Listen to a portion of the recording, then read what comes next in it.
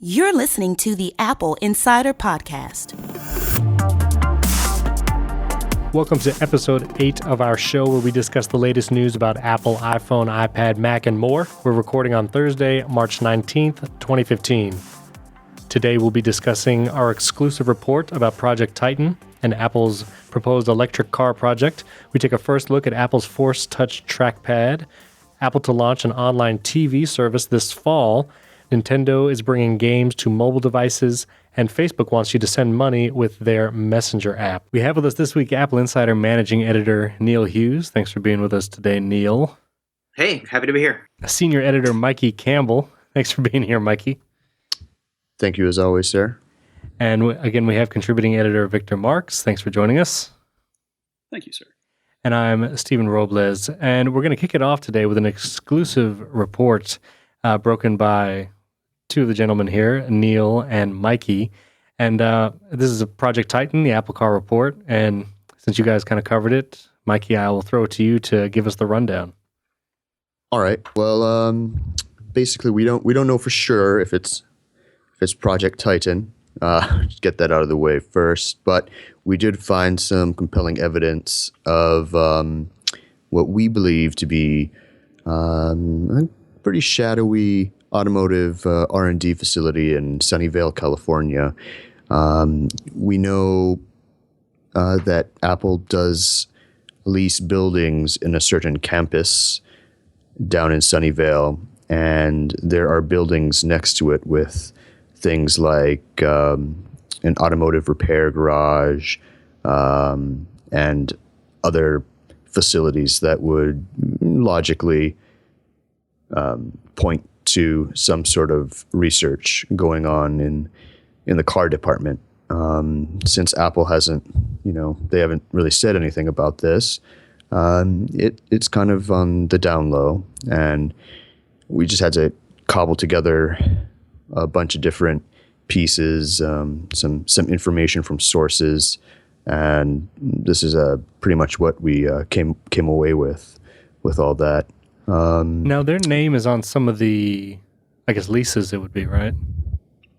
Yeah, there's actually a complex there that has a bunch of buildings that Apple is known to be leasing, and they're on the books. And then we looked into some of the other facilities there, which are being leased by other companies that are not Apple. Some of them check out, but then there was one in particular that we found that didn't actually check out. We couldn't find their name on the books anywhere in terms of leases or improvements to the property, and we found that on that property in particular, an unnamed tenant had a garage installed, a repair garage, which would obviously imply something be done there with vehicles. When we went and checked out the place in person, we found that it was the front door said that it was for a business called 68 Research, LLC. We looked up 68 Research and found a very suspicious blank-ish website that was kind of just didn't really say much about the company or what they did. We searched around online and couldn't really find any mention of them doing anything.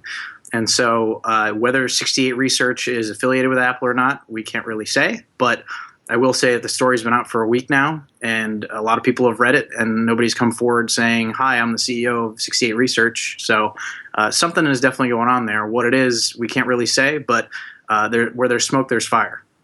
And remember that thing, Neil, of the what was pasted on that window. Yeah, the front of 68 Research said that they had moved their front office to another building on the campus, and that building we know is leased by Apple. So there's some sort of connection between 68 Research and Apple. The running theory that a lot of people who follow Apple, ours included, is that it's likely some sort of a shell corporation that would allow Apple to mask what they're doing there. They've done this many times before. We had another report kind of detailing that, a history of how they've used companies like IP, application development, which the acronym spells out iPad, and that was how they registered the iPad name without anybody knowing. Nice. So when you're a secretive company, you have methods that you do to hide things, and so 68 Research could be something like that. We did find that they had imported a Fiat 600 last year, which is one of Johnny Ive's favorite types of cars. Whether that's coincidence, hilarious coincidence, or something else, who knows? But there's a lot of little breadcrumbs out there that we've just been picking up as we follow this story, and it just continues to unfold. So it's very interesting.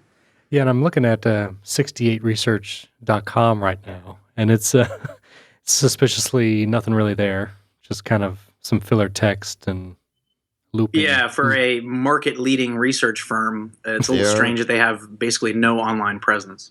They're redefining the market research landscape now.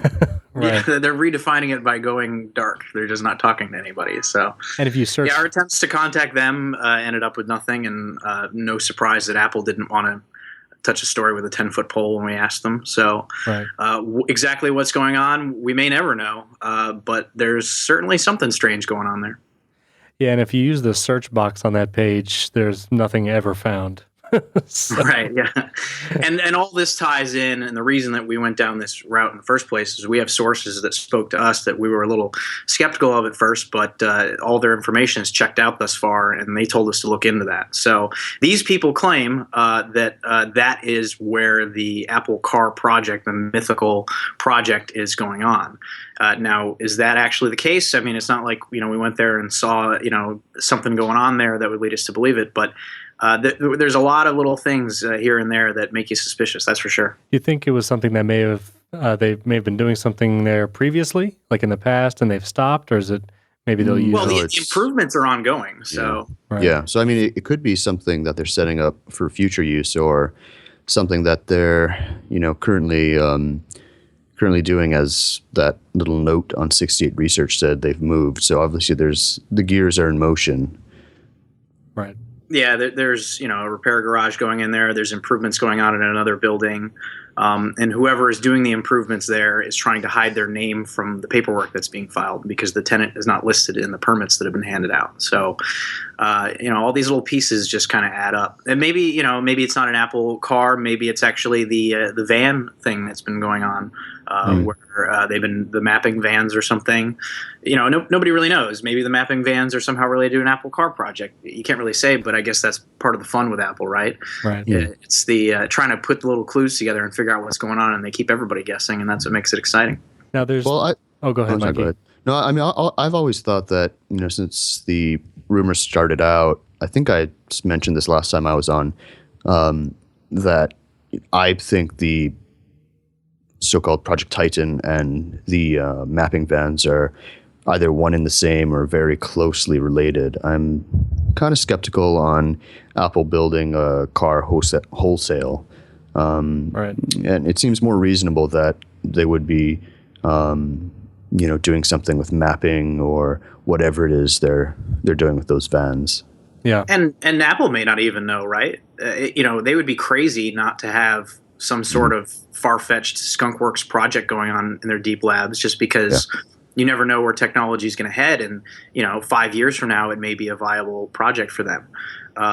And maybe they're just dabbling in it just to see what's going on. There's a lot of rumors about Apple and virtual reality and stuff like that too. Do I think that Apple is going to make a virtual reality headset? Probably not. But have they experimented with it and probably made some pretty cool stuff? I would imagine they'd be crazy not to, right? Right. And there were stories, that when the iPhone was in development, they originally were working on something with a larger screen, almost closer to an iPad size. Even though the iPad came years later, that was kind of something that was in the research and development area that they were working on. iPhone was born from tablet projects. So, right. Yeah. So, I mean, I don't know. As far as the virtual reality and the Munster's recent report about augmented reality, which is, kind of a... it's pretty obvious that they're... Gene Munster is very excitable. Very excitable. Yeah. I mean, they're obviously they're a tech company, so they're going to have their arms in pretty much everything, especially considering they're the world's largest tech company. They're obviously it's not like they're pressed for cash. And they have a lot of headroom to move around, and so I mean, augmented reality. It's it's kind of a sexy thing right now, especially with Oculus with as virtual reality. But I think definitely there is some research going on. Yeah. Well, there's too much going on there to write it off. You have to feel pretty confident in saying that they're doing something. We may never find out what it is if they decide it's not worth coming to market. But right. I would say something's going on there. Right. Well, it was a great report. I encourage everyone, if you have not read it already, go to appleinsider.com and check it out. We'll put a link in show notes to it, of course, as well. And so thanks to Neil and Mikey for that. And also, Neil, since you're on, I wanted to talk. There's been lots of talk about Apple's new MacBook and also the Force Touch trackpad that they introduced with the new 12-inch Retina MacBook, but they're also deploying to parts of their MacBook line. And a lot of people are saying it's just the fact that it doesn't click. It doesn't actually physically click down, yet the haptic feedback is so good, it kind of it tricks your mind into thinking that. So you've actually gotten a chance to play around with it and kind of wanted to know your thoughts on it. Yeah, I was pretty skeptical about it. We had been hearing for a long time now, going back to last year, about this new MacBook that was coming with a Retina display. It was called the MacBook Air at the time, and now it's just called the MacBook. But one of the key things that was just to be, it was so thin that it had a clickless trackpad design. And, I like my tactile feedback on clicking. It's just something that feels natural to me. And I still, when I use my trackpad, I scroll with one finger up above, and then I still have my thumb permanently resting on the bottom half of the trackpad, even though there's no longer a button there and the bottom half of it clicks. That's just something that I like. So I was very skeptical, when I heard when they made the announcement about this new trackpad to fit into the MacBook. But obviously we get kind of a sneak peek at it with the new 13 Pro, which they've kind of put in there. Just to give a teaser, I guess, of what's going to come out next month, and also give people an opportunity to try out some of the new functions and stuff. And I got to say, I was really impressed. I was pretty blown away. I don't know about the pressure sensitive, the harder press for an extra click kind of stuff. That may be a little gimmicky. We'll have to see how developers tap into it and what they do. But just in terms of making it feel like a clicking trackpad, like, it almost blew my mind. I was pressing down on it, and it was like, wait, you're telling me this isn't clicking? Right. And so I found myself doing a thing where I was at a store, and there was a MacBook Air next to it, and I was pressing in like the corners of the trackpad just to feel how much it was depressing. And it presses a little bit, but it does not press nearly as much. And because of the haptic feedback on it and the way that it works, it actually it feels like you can press it anywhere. It's like one big button. So the old trackpad design, you have to press at the bottom, and only the bottom half clicks. Yeah. This thing clicks anywhere that you press on it, and it feels great. So what was the? I'm curious. Was the sound on with that? It was in a store, so I didn't. Oh. It wasn't. I didn't notice any audible sound from it. I've heard that there is a little speaker sound that comes with it that adds to it. But yeah, I'd be interested about. I mean, just the psychological effect of that. How that plays into it. I was amazed, just from putting my fingers on it and pressing, it literally felt like a regular trackpad clicking, and I did not think they'd be able to do that. So now, did you try to adjust the amount of feedback, and were you able to kind of feel a difference? Yeah, so if you press down, it's a single click, but then if you keep pressing and you go harder, then it gives you a different kind of vibration for a deeper click. And so there's all kinds of functions that are going to be enabled through this. They've already got iMovie updated to do some feedback, and like for stylus input, you can press harder to make it go thicker as you write and stuff like that. So that stuff, I don't know how useful it's going to be. It may end up being kind of gimmicky. We'll see. But just in terms of the achievement of making it feel like a trackpad without clicking, is going to lead to obviously thinner designs, as we're going to see with the new MacBook and future MacBook Pros and all that. And it kind of sets the stage for them to go thinner in the future. And it's incredible. It's a great achievement. Right. And now, so it'll be on the watch, it'll be on the MacBook, and then a lot of people are saying it will probably be on the next iPhone, whether the 6S or whatever comes out next. And that's what our sources have told us, that we're going to see that haptic feedback force touch type feature in iPhone 6S, quote unquote. Right, and some have said, it might actually make typing a totally different experience. But now I do remember there were some Android phones years ago that you can kind of turn on vibration, and they called it haptic feedback, where when you type on your phone, you feel vibrations every time you press a key. So I'm curious, is it the same kind of sensation, or is it a little different? I mean, I guess we'll have to see how they implement it. On a phone, I don't really know. On a trackpad, obviously, it's just designed to make it feel like you're clicking. So, right. Does it feel like a vibration, though, or is it, it just feels like a click on the trackpad. It didn't feel like a vibration, no. An interesting thing is Immersion, the company that's behind all the Android stuff. they've been trying to get into Apple's good graces since, I don't know, like 2008 or something.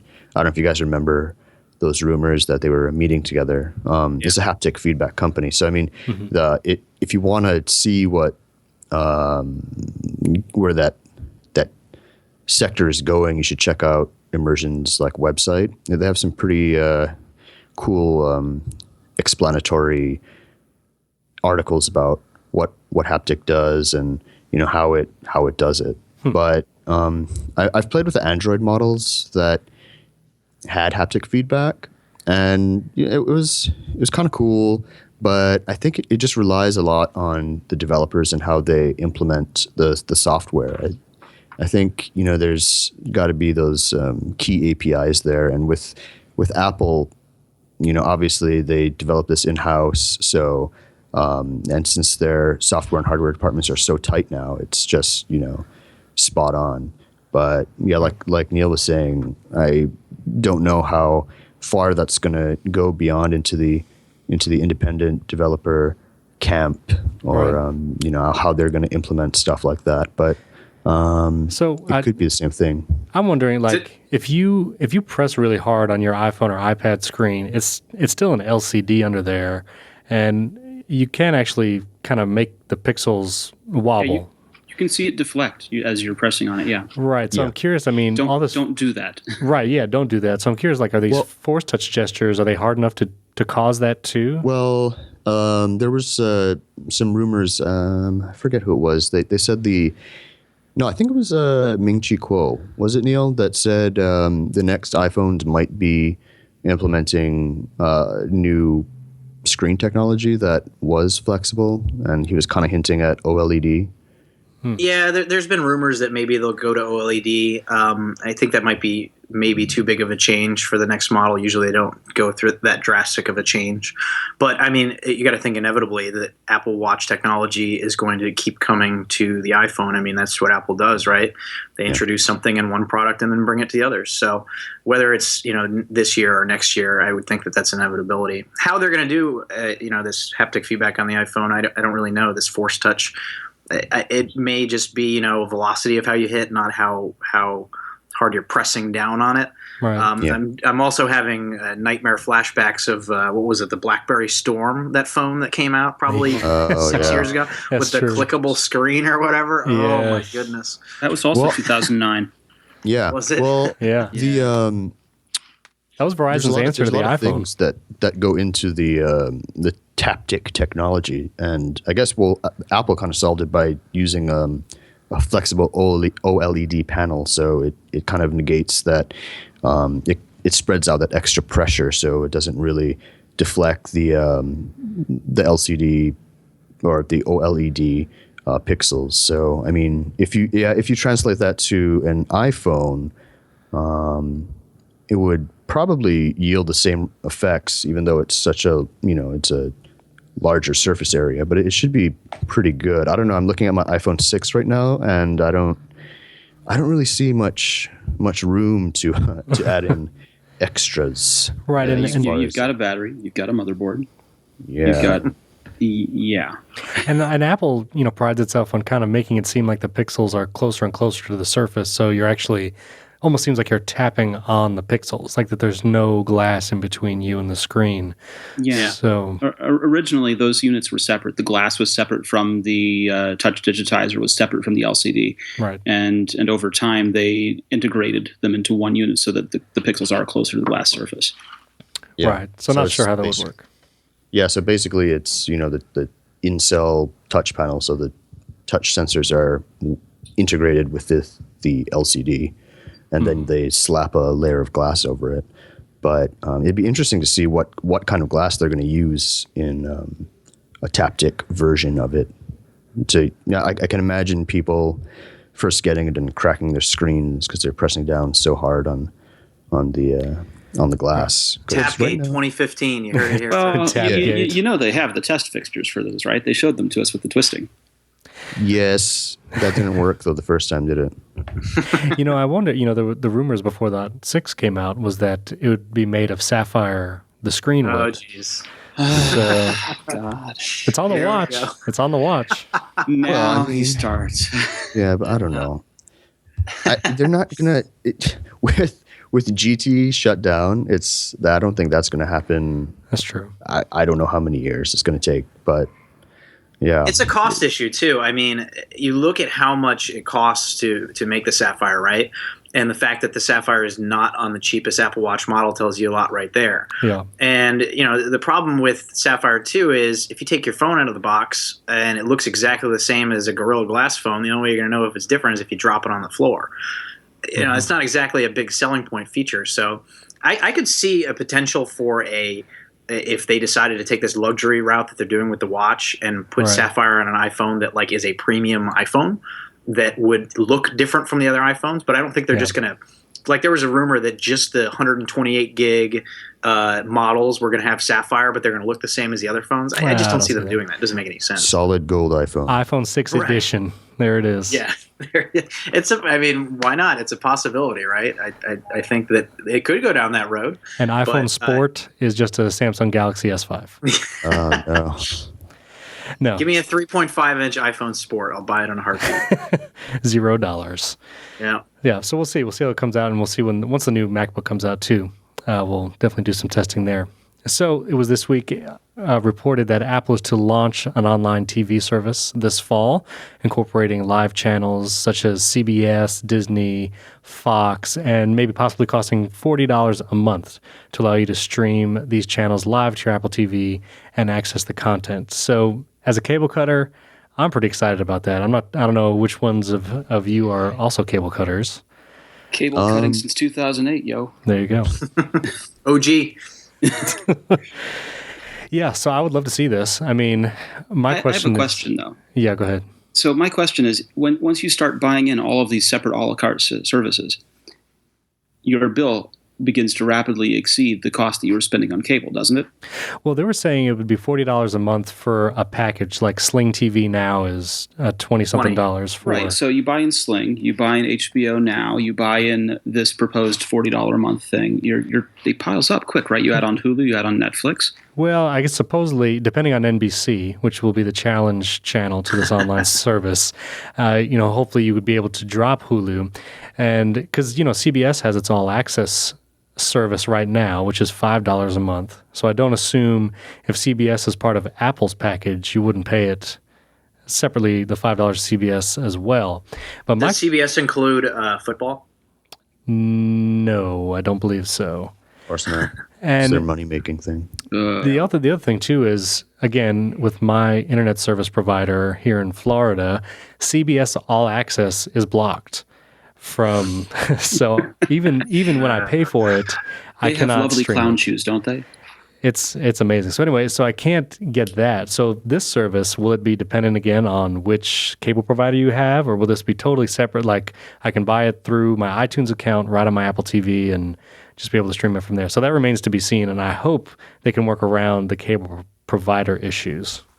Yeah, I mean, I think if Apple's going to do it, then it's going to have to be agnostic in terms of the cable providers, right? Just because that's a whole can of worms that I don't know what they want to get into. But if they're gonna make something, it's going to have to be universally available, at least in the United States, where anybody can pay and get it from any internet service provider. I think that the recent net neutrality decision kind of opened the floodgates for this, and that might be why you're seeing these talks about Apple coming out now. And just this week, the PlayStation Vue launched, right? And then obviously you have Sling TV. But even that PlayStation Vue, that is a pretty good lineup of channels, 50 some odd channels, but it's for $50, and it doesn't include ESPN, and it doesn't include ABC.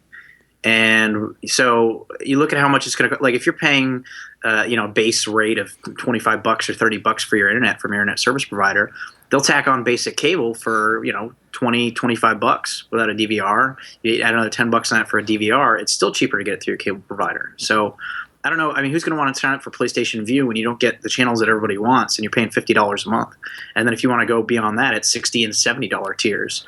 I think the most competitive one out there right now is Sling TV. Sling TV is $20. It's got a lot of the biggest cable channels. It's got ESPN. It's got ESPN. Yeah. And I mean, things like live football is still going to be a problem. Like, will NBC and CBS, if they're a part of this Apple package, will they offer live football, or will that be something extra? Not if Roger Goodell has his way, they won't. No, Right. he wants You're going to keep looking for pirate websites that will stream it for you, and you'll go that path.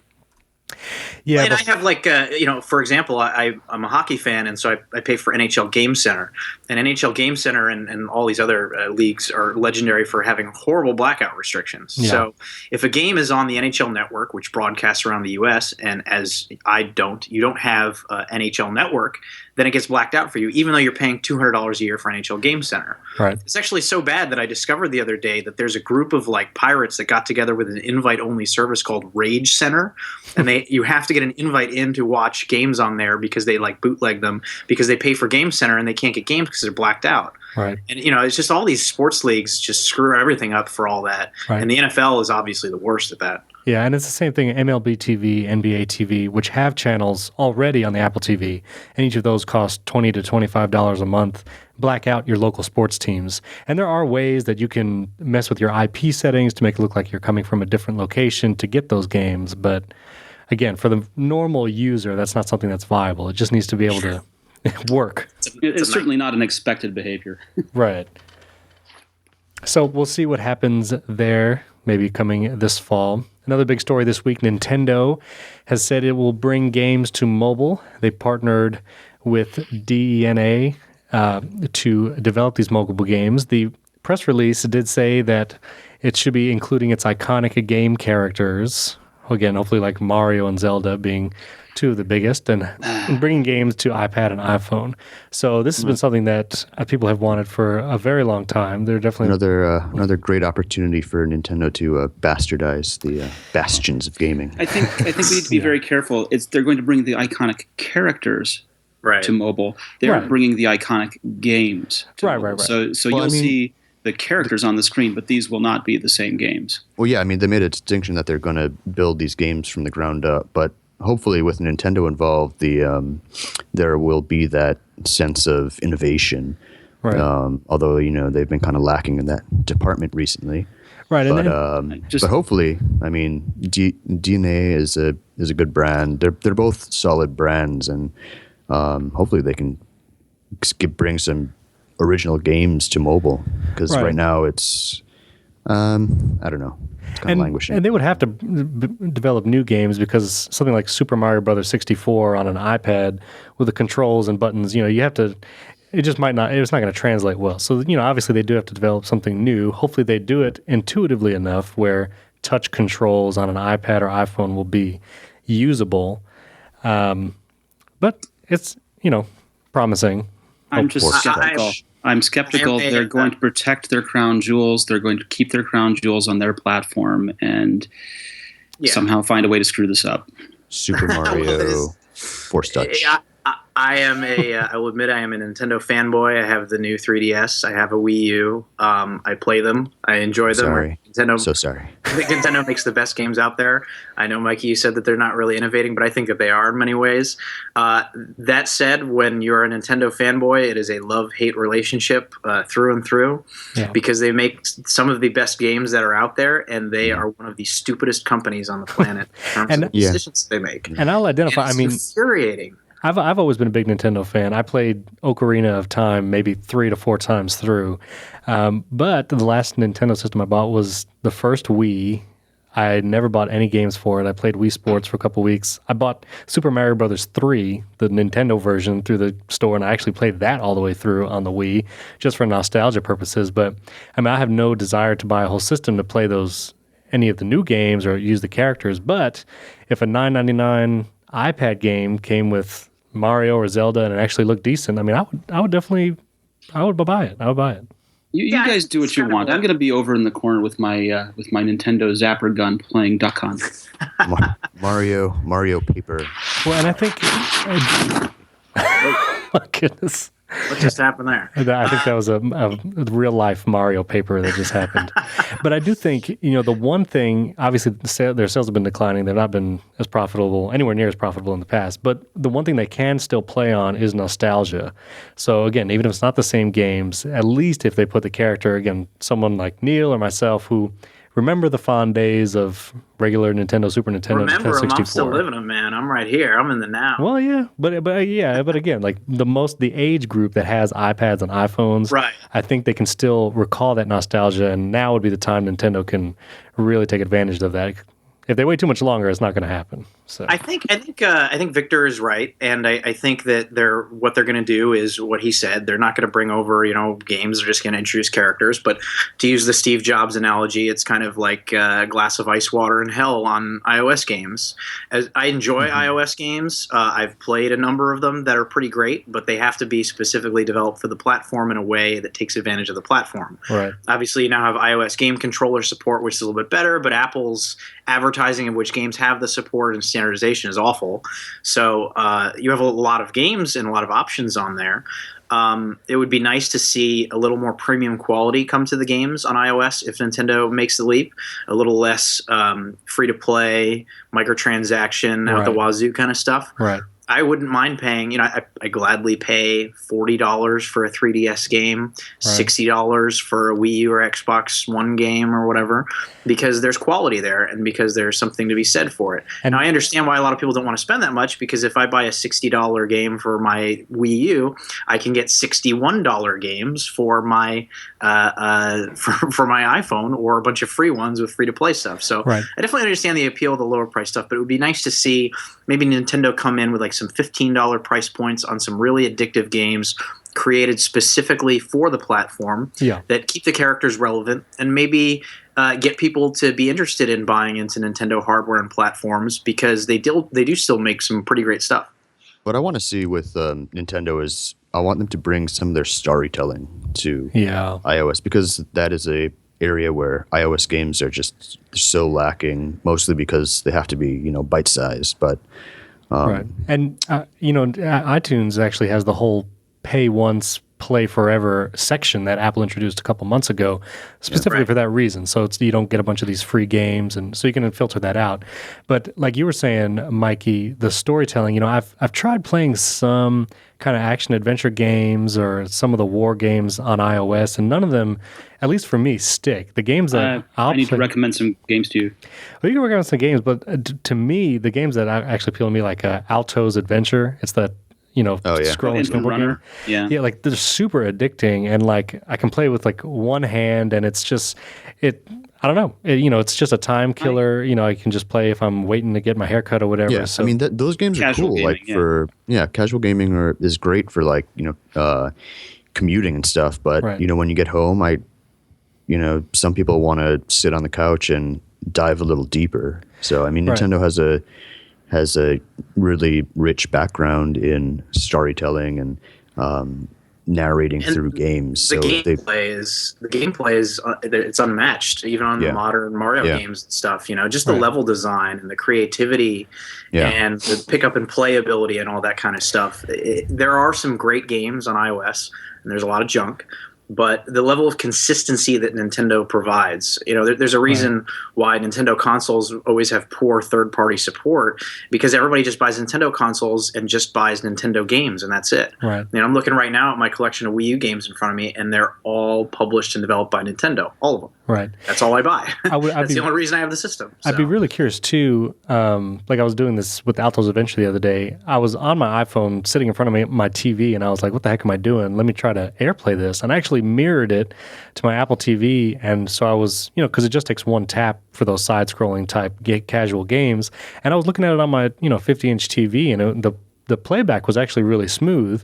And again, for a time, until it starts to lag out over time. Right. Now that is something. It's not there right now. Right. There were games that were developed with that in mind. Right. Real Racing HD2, for example, you turned on mirroring, and your friend who was next to you turned on mirroring, and you had split screen on the TV, and you just used the iPad as the controller.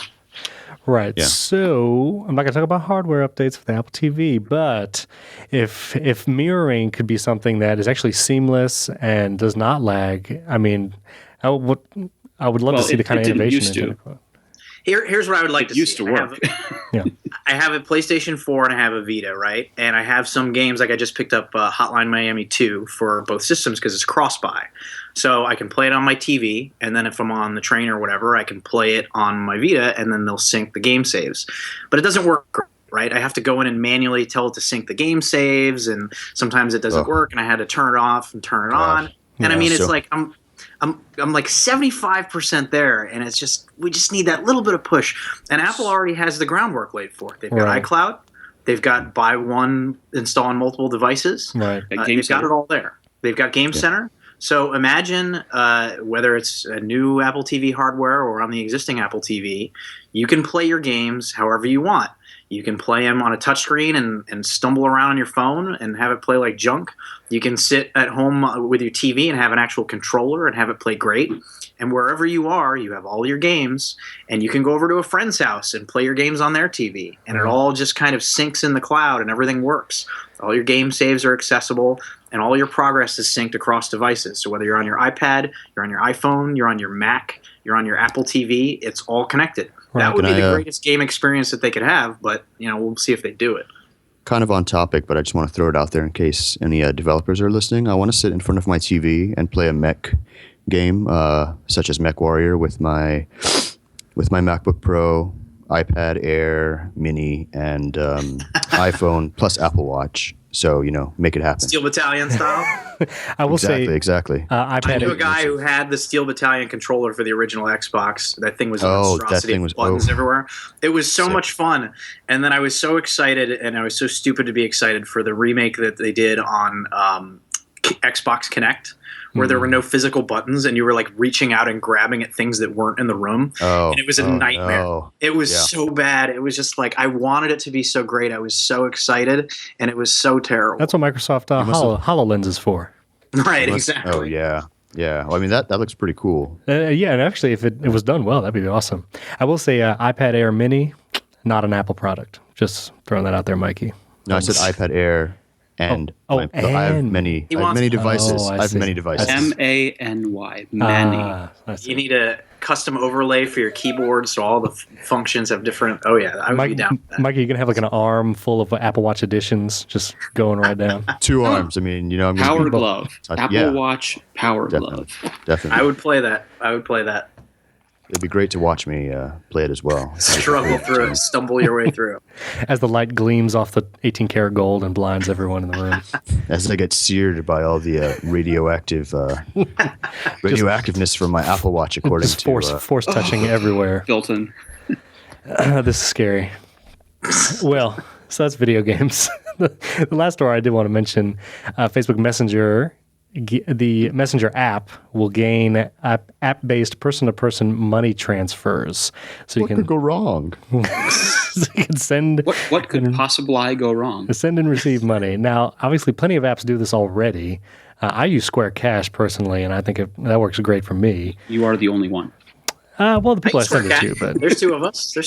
Yeah, I mean, I use, no transfer fees. With the one other person I know who uses it, but... Right. But of all the services, I mean, I remember when Facebook Messenger came out, well, not when it came out, excuse me, when Facebook took the Messenger component out of the main app and forced people to download the Messenger or use the Messenger And there was app. much gnashing of teeth, yes. There was, and so many articles came out talking about the Facebook Messenger app can take pictures when you're not looking and use your phone to listen to every conversation you have. Cry went out across the land. And I personally, actually, I wrote something just on my personal site, like stop freaking out about Facebook Messenger, because there's just so much poor reporting about what it could do. And again, I couldn't speak so much for the Android side, because who knows what happens on Android phones. But on iOS, you can actually restrict access, say don't have access to the microphone, access to GPS, all that. So it wasn't that big of a deal. But as far as person-to-person money transfers, I do not want to give Facebook a debit card, personally. But why not? Well, now the one problem is if you manage a Facebook business page and you actually pay to boost posts on Facebook, they kind of already have a card on file. Mm-hmm. Now, that's not many of the Facebook users, but I mean, they do kind of have some people's already. But I would not use this. You know who's really going to love this? Scammers in Nigeria are the people who are going to love it. Don't limit it to just Nigeria. Come on. Scammers everywhere. That's racist, There's a whole world of... But what I want to ask you, so if you, how comfortable you would feel if Facebook scans your messages and status updates for words like "owe" and "pay," and then offers to help you pay or get paid? Yeah, I would not be comfortable. You're not excited about getting paid? Now, I do use the Messenger app. I'm not one of the conspiracy theorists who thinks it's listening to all my conversations. Well, do we get a cut of their cut? Because in that case, I'm totally fine with that. You down? I'll be here messaging pay all day. It's fun. Like if you look at a conversation in Facebook Messenger, like right now they have 6 stickers going across the bottom for emojis, camera, photos, smileys, microphone, and then a big thumbs up button. And the screenshots that they show, once they add the cache button, it's going to be 7 icons across that thing of what you can do in Facebook Messenger. And it's, I don't know. Their software has just become so bloated and overdone. Like I noticed the other day I was on there. I think I got to go in the settings or something. I was posting a photo on there, and I didn't realize it automatically applies their photo improvement thing to any photo that I put on there. It just automatically just does it for me and changes all the colors on the photo and stuff. And it's like, why is it doing this? Why? I didn't set this up. It's not supposed to be this way. You know what bugs me too? Whenever they update any of their apps now, they don't put any notes and what they update. Yeah, we'll tell you within the app. We automatically update every 2 weeks. Oh, great. Thanks. Right. That's really helpful. And I don't know. I mean, I've never gone in the app to try and look to see where they tell you what was updated, but I've never seen I think the assumption is when you launch the app, it's going to tell you, but it never does. No, it never does. I found it. No. If you tap on More in the lower right corner of the Facebook app, great. And then you tap on Update Info, I have 4 unread updates. Well, fancy that. And first, it wants me to complete my profile. It wants me to tell them that's I went to university before. Yeah, the update info is not the... is that... No, that's just for you to update your own info. That's not... Yeah. Thanks a lot, Facebook. So where's the updates? Where's their updates? I'm looking now. I don't... I thought I found it. But is this, I mean, I guess getting everybody's credit card number or debit card number or whatever is really the holy grail here, right? I mean, Apple loves to boast how they've got nearly 1 billion active credit card numbers on file all the time, and they can use that to have, seamless transition to introducing new products like Apple Pay and all that. Well, so, I mean, isn't that the ultimate goal here? You want to get as many users as you can with active credit card numbers? I mean, this isn't the first time that they've tried something like this. The last time they tried to do it, I remember, was when they gave everyone a Facebook email address, and their whole idea was that they would just force that down everyone's throats, and we'd all use Facebook email, and then they could migrate to just using Facebook all the time. When there was when everyone was playing games like Farmville on Facebook, couldn't you actually buy stuff with real money?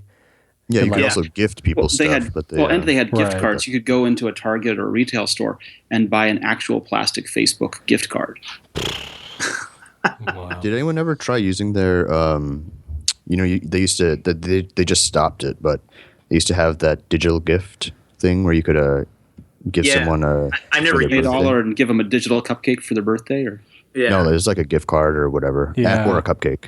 I think it started out as like $1 and something digital thing, or you could buy them a Starbucks, like a $5 Starbucks gift card or whatever. They shut that down, didn't they? Yeah, I think they just shut it down this month or last month. I don't know. I never tried it. I'm very upset. Well, I guess that's why they shut it down. Yeah. All of my digital cupcakes are gone. I'm very upset. You know what I did? I will send you digital beer. Thanks. If you go to the More tab and then you go to Settings and then you go, I still haven't found where the app update info is, but I don't think it's in there. I don't see it. But there's something called Facebook Wi-Fi. I don't know if you guys have ever seen this, but businesses can actually require you to authenticate with Facebook to get on their Wi-Fi network. So... Yes. What they also do in the Facebook, for businesses, so you can connect with other people too. I think that's in a limited release right now. Yeah, there's a Facebook for Work thing, like a beta that you can try. Good luck with that. That's like chat and Evernote. I don't want it. I think Facebook for Work is just called Facebook right now, but that's just me. Well, at least they're that's not confusing. Trying to stay relevant, but I don't know. Yeah, but I don't whenever there's a service or website that allows you to sign up with your Facebook login, I never do that. Oh yeah, let's not forget that Facebook was the company that thought that they didn't need to release an iPad app for over a year at least. That's true. They kept saying, "Oh, we don't need it. No, it's fine. People just go to the website." What are you doing? I still don't use their iPad app really. Oh, really? I might sometimes, but I feel like, especially the Twitter iPad app. Do you remember what Twitter first was when it came to the iPad? It had the three sliding panes. Yeah. I actually liked that. I thought it was more useful. On pain. I thought it was more useful than what's on there now. Ew. Well, the best version of it was when they bought Tweety. Well, on an iPad? I'm talking about like I don't know about iPhone, but on iPad when it was the 3-pane view, you could like tap a link to start loading it in the third pane, and then like slide it over, keep scrolling your timeline, and then like pull it back out, and the page would be loaded. Like it was, I don't know. I thought it was really forward thinking when it came out, as opposed to now. Like I don't use the Twitter app on there either. I use Tweetbot. I just use it for tweet analytics. Yeah, that's the one thing you can't get in third-party apps. Yeah. Do you use Tweetbot on the phone though? Yeah, I use Tweetbot everywhere since it syncs across. Yes, platforms. I do too. I do as well. Hopefully, they're supposedly updating Tweetbot for OS 10 next. Yes, I'm looking forward. Yes, they are. Yeah. So anyway, looks good. Facebook Messenger. Everybody, go register your debit cards. Wait, not a chance. So anyway, any other big news this week I saw? There was lots of stuff about the Apple TV and stuff like that, but like Apple Pay got a big boost. They added like 40 credit unions and banks, mostly credit unions. It's interesting that the credit unions. I use it all the time in New York. Every cab takes it. It's great. The Dwayne Reed down the street takes it. It's great. I go out of my way to go to Walgreens just to use it, honestly. If I was like, I can get to Walgreens, I'll do that. They were saying, there was something yesterday. It was kind of a small study, sample size, but 30% of like 1,200 people that use Apple Pay, or not 1,200 people use it, but of the people that use it, 30% are actually making decisions on where to shop, depending on whether that place has Apple Pay. Retailers are seeing a boost based on having used Apple Pay. It's an increase in their sales because people explicitly want to go where that is. Yeah, well, the early adopter effect. I believe it. I had never gone to Walgreens as much as I have the past 6 months. So what I've been doing is I've been going around to small businesses, privately owned, one retail places, and looking and seeing who's got NFC compliant or NFC turned on their PIN pads, and actually helping them figure out how to do Apple Pay transactions. Yeah, that was one thing I mentioned it on a previous episode. I went to like a produce stand, like a mom and pop's nothing produce stand, and they got a new keypad thing, and it had the NFC symbol on it. And I was like, "Oh, can I do Apple Pay?" And they were like, "I don't know what that is." So I said, just do like I'm doing a credit card transaction." And they the detail is they have to put the sale in on their side first, and then it will wake up the PIN pad for your side to take the transaction. Right. Yeah. And that's been the biggest fault that I've seen happen so far.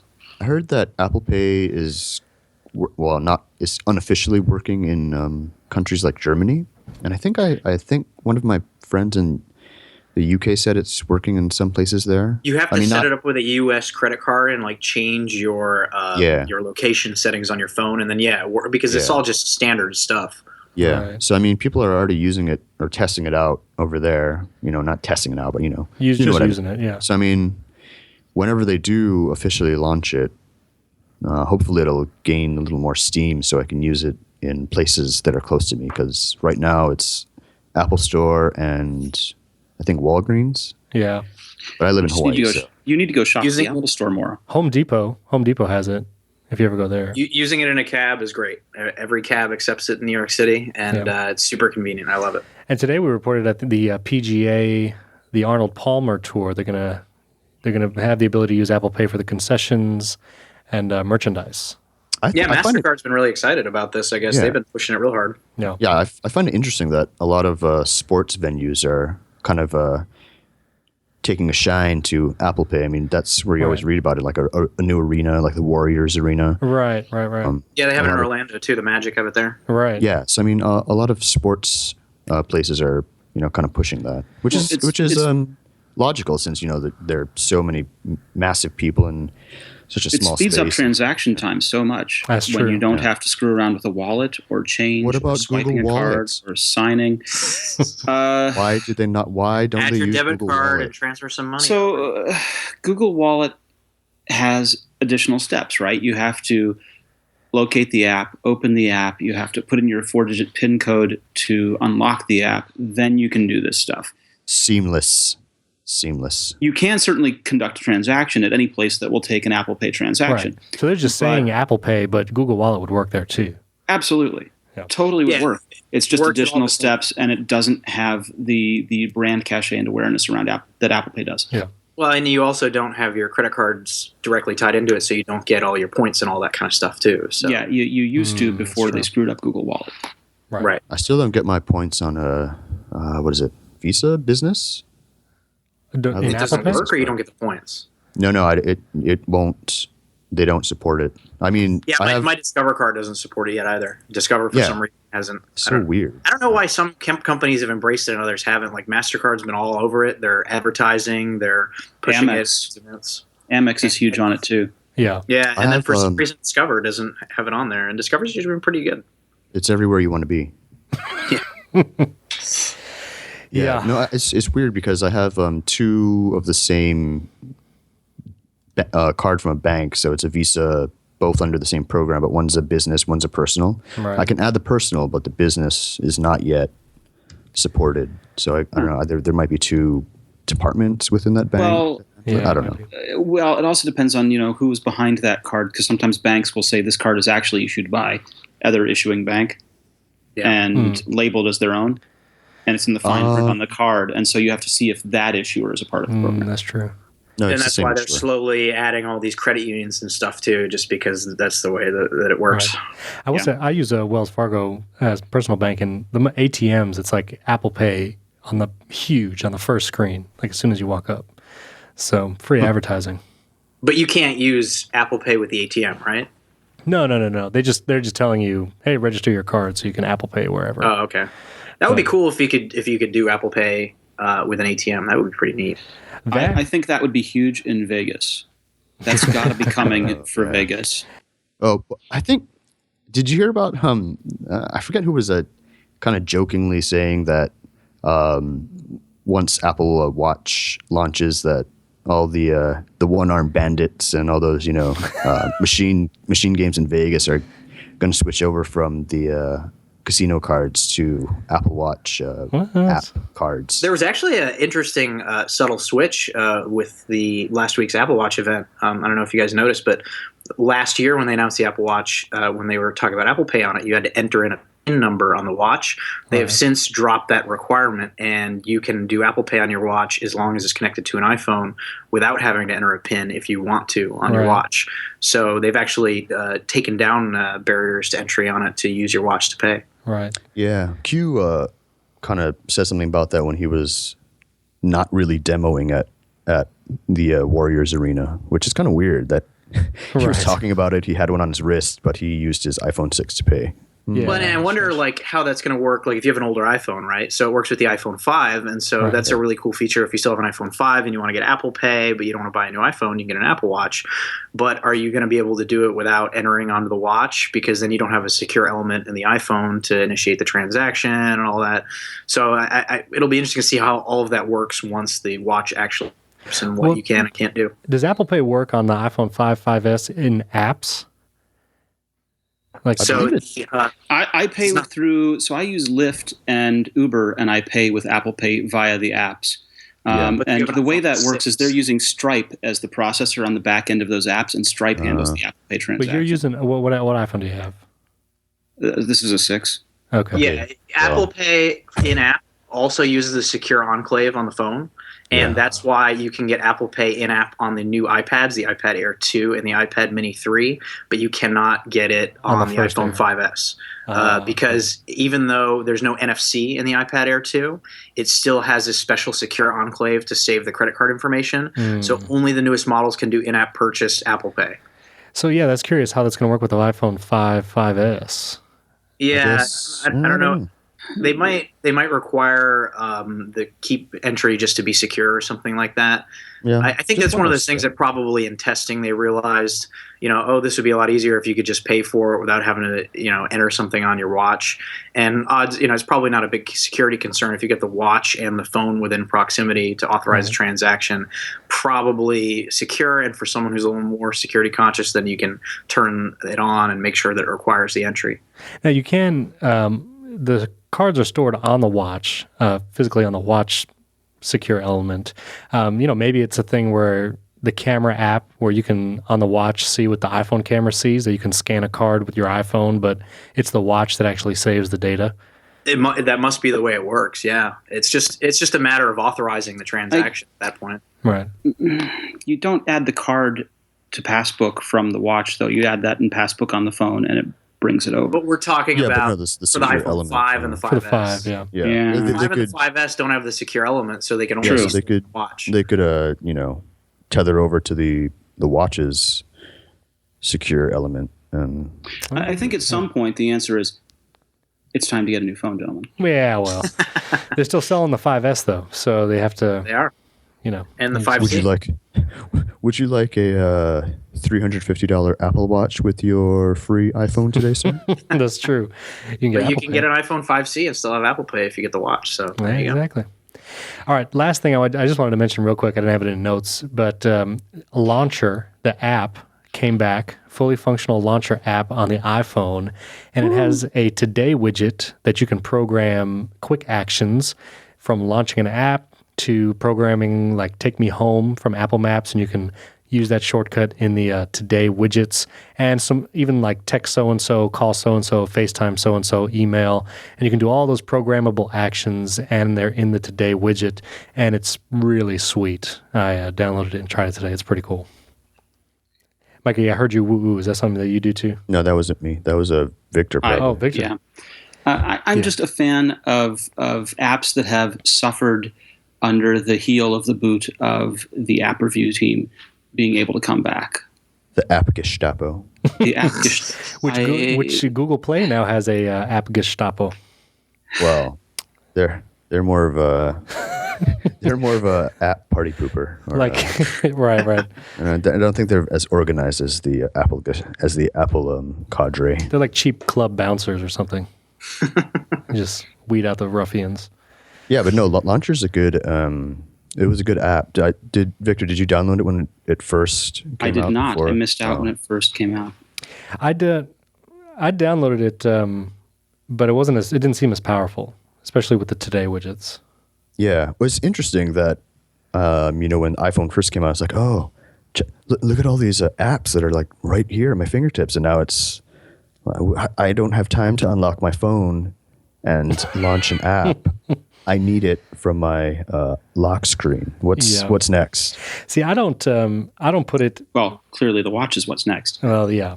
I don't put so many app shortcuts, but you can do send an email to this person, and you can pre-program the subject line and even pre-program the body of a message in case you send a similar email every week to somebody. But to be able to do that and auto-populate the subject and just have to type in the body, it's pretty convenient. I would actually like to see share sheet support, like a website or a picture or something, and then have a customizable little share sheets option there that says text to so-and-so if you have a contact that you're frequently sending stuff to.